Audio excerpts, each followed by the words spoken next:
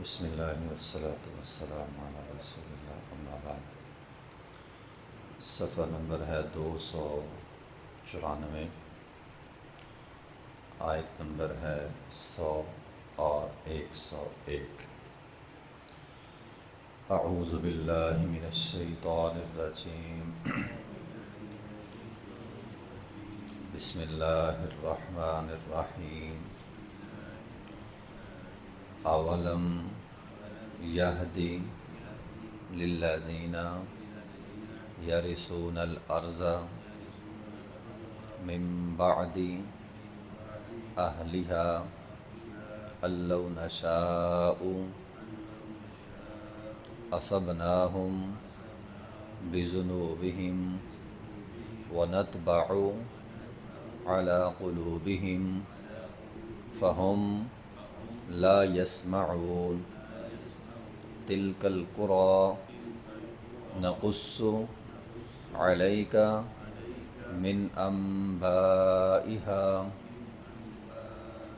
وَلَقَدْ جَاءَتْهُمْ رُسُلُهُم بِالْبَيِّنَاتِ فَمَا كَانُوا لِيُؤْمِنُوا بِمَا كَذَّبُوا مِن قَبْلُ كَذَلِكَ يَطْبَعُ اللَّهُ عَلَى قُلُوبِ الْكَافِرِينَ۔ اولم یہدی لہم، کیا وہ لوگ نہیں ہدایت کرتے، للذین، وہ لوگ، یرثون الارض، جن کو اللہ نے زمین کا وارث بنایا، من بعد اہلہا، ان کے رہنے کے بعد۔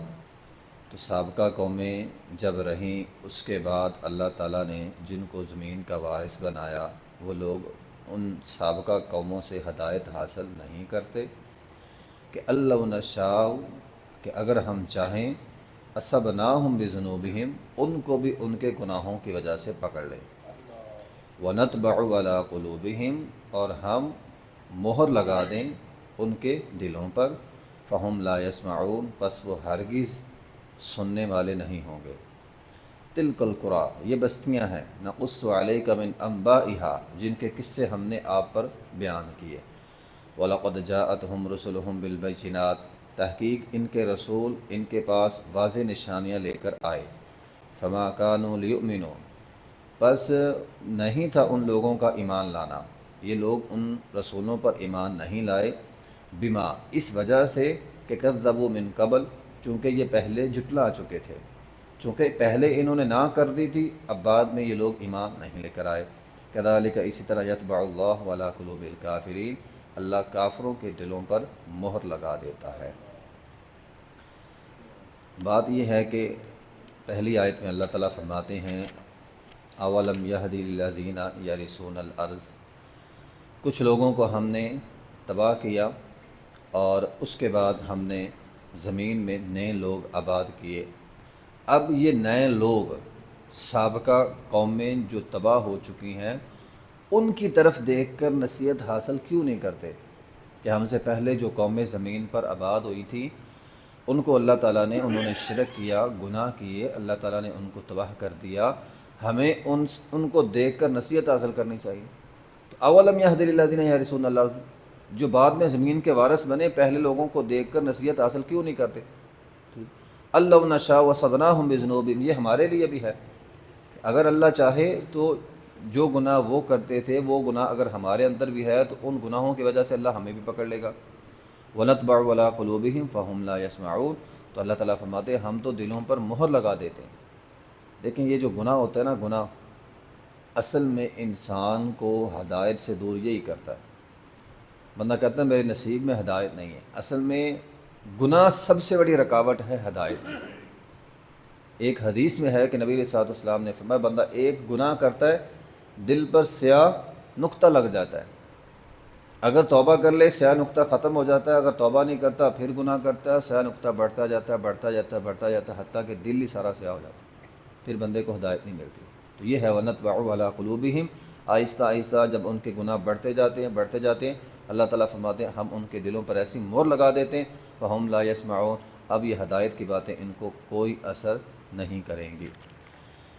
تلک القرآن نقص علیک من انبائہا، یہ بستیاں جن کے قصے ہم نے بیان کیے، تو 5 بستیوں کے قصے پیچھے ہم نے پڑھے، قوم نوح، قوم عاد، قوم ثمود، قوم لوط، قوم شعیب۔ تو اللہ تعالیٰ فرماتے ہیں ان کے حالات سے سبق کیوں نہیں حاصل کرتے؟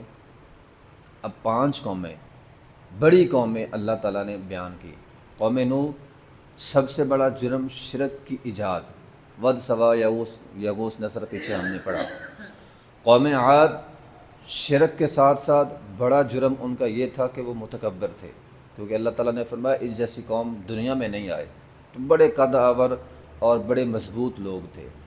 قوم ثمود، شرک بھی تھا، ساتھ تکبر بھی تھا، اور ساتھ انہوں نے ایک مزید کام جو برا کیا وہ یہ تھا کہ ایک معجزہ اپنے پیغمبر سے مانا، ان کا مطلوبہ معجزہ ان کو مل گیا، پہاڑ سے اونٹنی نکل آئی، مطلوبہ معجزہ ملنے کے باوجود انکار کر دیا، ان کا یہ جرم تھا۔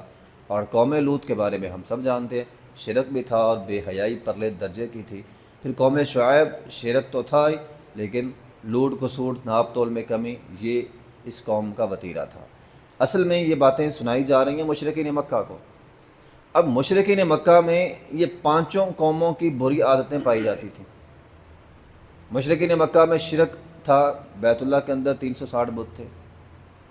مشرکین مکہ میں تکبر بھی تھا، جو بڑے بڑے سردار تھے بڑے بڑے متکبر تھے، ابو جہل اینڈ کمپنی۔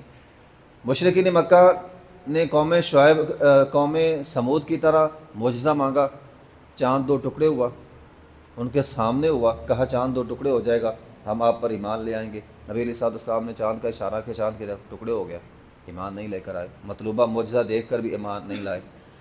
پھر قوم لوط کی طرح بے حیائی تو بہت زیادہ عام تھی، اتنی عام تھی کہ ایک حدیث آتی ہے امی عائشہ رضی اللہ عنہ کے والے سے، وہ بیان کرتی ہیں کہ اسلام سے قبل عرب کے اندر بے حیائی بہت عروج پہ تھی۔ ایک عورت کے ساتھ 10 مرد نکاح کرتے تھے، باقاعدہ نکاح کرتے تھے، پھر بچہ پیدا ہوتا تھا، وہ عورت ان 10 مردوں کو بلاتی تھی اور کہتی تھی یہ تیرا بچہ ہے، جس کی طرف اس عورت نے کہہ دیا وہ بچہ اسی کا ہو گیا۔ حتیٰ کہ نبی علیہ السلام جب آئے تو جو نئے نئے لوگ مسلمان ہوتے تھے وہ نبی علیہ السلام کے پاس آتے تھے اور آ کر یہ سوال کرتے تھے کہ اللہ کے رسول ذرا مجھے بتائیں میرا باپ کون ہے؟ مشہور تو یہ ہے فلاں میرا باپ ہے، اصل میں میرا باپ کون ہے؟ پھر نبی علیہ السلام ان کو بتاتے، پھر اللہ تعالیٰ نے قرآن نازل کیا، یا ایھا الذین آمنوا لا تسألوا عن اشیاء ان تبد لکم تسؤکم، اے لوگو یہ سوال نہیں کرنے، آج تک تو سمجھتا رہا میرا باپ فلاں ہے لیکن اب تجھے پتہ چلا تیرا باپ وہ ہے ہی نہیں۔ پھر وہ ان کے دل دکھتے تھے، تو فرمایا یہ سوال پیغمبر سے نہیں کرنے میرا باپ کون ہے، جو ہو گیا سو ہو گیا، وہ تمہارا دور جاہلیت تھا، اب تم مسلمان ہو تو سابقہ چیزوں کے بارے میں سوال نہیں کرنا۔ اتنی بے حیائی۔ پھر کعبۃ اللہ کا ننگا طواف کرتے تھے، بے حیائی اتنی تھی۔ اور پھر قوم شعیب کی طرح لوٹ گھسوٹ بھی تھی، ٹھیک ہے، تو وہ بھی بڑی عروج پہ تھی، تجارتی ہیر پھیر بھی تھے ان کے۔ تو فرمایا مشرکین مکہ یہ سابقہ قومیں 5 ہم نے بیان کی، 5 کے برے حالات تمہارے اندر بھی ہیں، تو تمہیں سمجھنا چاہیے یہ عذاب تم پر بھی آ سکتے ہیں جو ان پر آئے ہیں۔ اور یہ مشرکین مکہ میں بھی تھی اور آج کی امت مسلمہ میں یہ ساری چیزیں جو ہیں وہ موجود ہیں، شرک موجود ہے، لوٹ گھسوٹ موجود ہے، تکبر موجود ہے، قوم لوط کی طرح بے حیائی موجود ہے، اور یہ ساری چیزیں موجود ہیں۔ تلک القرآن نقص علیک من انبائہا، اللہ تعالیٰ فرماتے ہیں یہ وہ 5 بستیاں ہیں جن کے قصے ہم نے آپ پر بیان کیے۔ وَلَقَدْ جَاءَتْهُمْ رُسُلُهُمْ بِالْبَيِّنَاتِ، ان 5 کے رسول واضح نشانیاں لے کر آئے۔ فَمَا كَانُوا لِيُؤْمِنُوا بِمَا كَذَّبُوا مِن قَبْلُ، تم ایمان کیوں نہیں لاتے؟ اس وجہ سے کہ تم نے منہ موڑ لیا۔ ہٹ دھرمی ایسی چیز ہوتی ہے یہ انسان کے دل کے دروازے بند کر دیتی ہے۔ قرآن کی ایک آیت ہے، اللہ تعالیٰ فرماتے ہیں وَإِذَا قِيلَ لَهُ اتَّقِ اللَّهَ أَخَذَتْهُ الْعِزَّةُ، بہت سارے لوگوں کو یہ چیز روکتی ہے تقوی اختیار کرنے سے۔ کون سی چیز؟ أَخَذَتْهُ الْعِزَّةُ، کہ ہماری اچھی خاصی عزت بنی ہوئی ہے۔ اب ایک بندہ لوٹ گھسوٹ میں بڑا ماہر ہے، اب اس کی اس تجارتی ماحول کے اندر عزت بنی ہوئی ہے، وہ یہ سوچتا ہے یار یہ سارے کام اگر میں نے چھوڑ دیے، جھوٹ مار مار کے جو میں نے عزت کمائی ہے، ہیر پھیر کر کر کے جو میں نے عزت کمائی ہے، اب تو بڑی ٹھاٹ باٹ ہے۔ بعض لوگ گاڑیاں شاڑیاں لے لیتے ہیں، پورا پروٹوکول ان کا بن جاتا ہے، اب وہ یہ کہتی ہے کہ یار یہ میں نے سارا چھوڑ دیا، میری یہ ساری عزت ختم ہو جائے گی۔ قرآن کہتا ہے اخذتہ العزہ، ان کی یہ جھوٹ کی عزت انہیں روکتی ہے ہدایت سے۔ اب تو نے اس کام صحیح نہیں کرنا، تجھے ساری عزت ٹھاٹ باٹ ختم ہو جائے گی، چدراہٹ ختم ہو جائے گی۔ تو یہ چیزیں انسان کو روکتی ہیں، تو یہ کام انہوں نے بھی کیا ہے۔ فما کانوا لیؤمنوا بما کذبوا من قبل، اب یہ ایمان نہیں لائیں گے کیونکہ اس سے پہلے انہوں نے انکار کر دیا تھا۔